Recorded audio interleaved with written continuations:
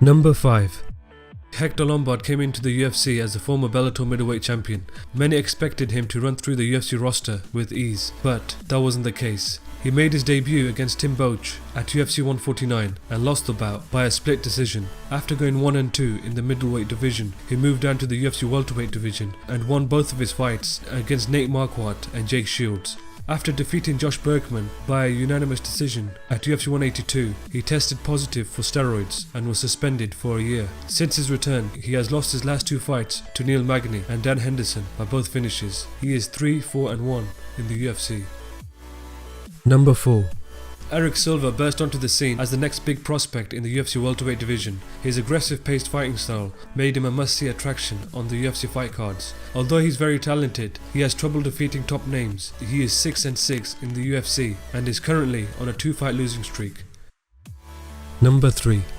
Gilbert Melendez came into the UFC as the long-time reigning Strikeforce lightweight champion. In his debut, he faced then UFC lightweight champion Benson Henderson at UFC On FOX 7. He lost the fight by a split decision. He won his next fight against Diego Sanchez to earn himself another title shot against then new UFC lightweight champion Anthony Pettis, where he lost the fight by a guillotine choke at UFC 181. He is 1-4 in the UFC and is on a 3-fight losing streak. Number 2.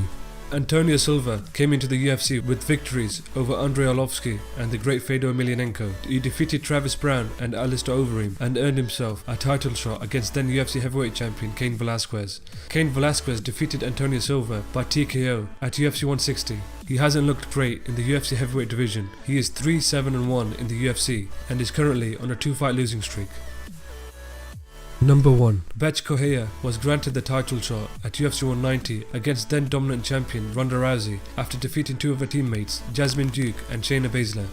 Bethe Correia was on a 3-fight winning streak and hadn't faced anyone in the top 5 in the UFC women's bantamweight division. She campaigned for the title shot, antagonizing the champion, mentioning that she would give Ronda Rousey the worst beating of her life. Ronda Rousey accepted her challenge and they faced off at UFC 190. In the fight, Ronda Rousey knocked out Bethe Correia in just 34 seconds, retaining her title. She recently fought Raquel Pennington at UFC On FOX 19 and lost the fight by a split decision.